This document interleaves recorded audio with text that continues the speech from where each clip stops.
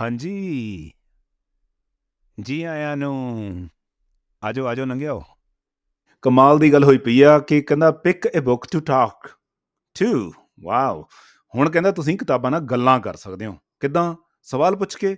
ਉਸ ਤੁਹਾਡਾ ਕੋਈ ਸਵਾਲ ਹੋਊਗਾ ਕਿਤਾਬ ਦੇ ਬਾਰੇ 'ਚ, ਉਹਦੇ ਸੰਬੰਧ ਦੇ ਵਿੱਚ ਜਿਹੜਾ ਕੁਛ ਉਹ ਕਿਤਾਬ 'ਚ ਲਿਖਿਆ ਹੋਇਆ ਉਹਦੇ ਬਾਰੇ ਪੁੱਛ ਲਓ ਉਹਨੂੰ ਕਿ ਕੀ ਆ ਕਿਤਾਬ ਇਹ, ਕਾਹਦੇ ਬਾਰੇ ਆ।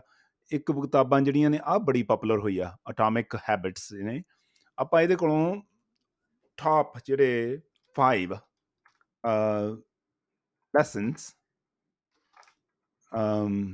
for life ਪਿਕ ਕਰਦੇ ਹਾਂ।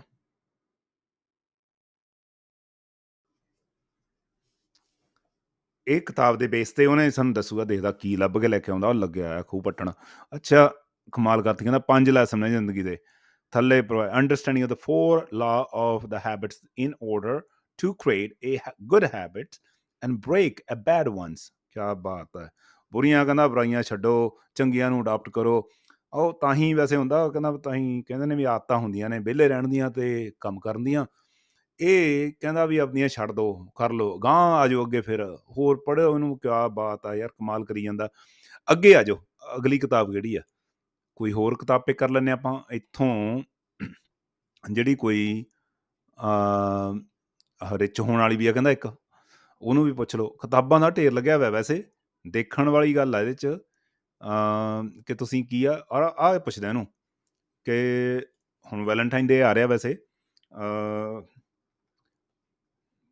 best way to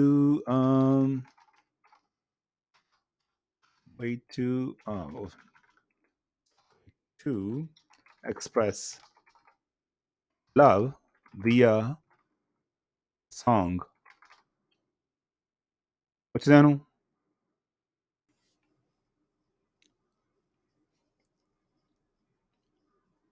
ਸੋਚਦਾ ਬਈ, ਸੋਚਣ ਲੱਗਿਆ ਆ ਕੀ ਲੱਭ ਕੇ ਦੇਵਾਂ ਇਹਨੂੰ। ਸਵਾਲ ਹੀ ਪੁੱਠਾ ਫਸਿਆ ਨੇ। ਓਹੋ। when writing about love it is important to focus on emotions and sensations associated with it। ਕਿਆ ਬਾਤ ਹੈ। ਅੱਛਾ, ਕਮਾਲ ਕਰੀ ਜਾਂਦਾ ਵੈਸੇ ਇਹ ਨਾ। ਹੈਰਾਨੀ ਵਾਲੀ ਗੱਲ ਆ ਕਿ ਇਹਨੇ ਤੁਹਾਨੂੰ ਇਹ ਕਿਤਾਬ ਦੇ ਵਿੱਚ ਜੋ ਵੀ ਆ ਉਹਨੂੰ ਪੁੱਛ ਲਓ। ਇਹ ਨਾਂ ਇਹਦਾ ਹੈਗਾ ਨੈਚੁਰਲ ਵੇ ਆਫ ਰਾਈਟਿੰਗ। ਕੀ ਹੁੰਦਾ ਇਹ, ਹੈ ਨਾ? ਬੜਾ ਲੱਗੇ। Anyways, hope you guys enjoyed it. ਔਰ ਇਹ ਹੈ ਇਹਦੀ ਵੈਬਸਾਈਟ।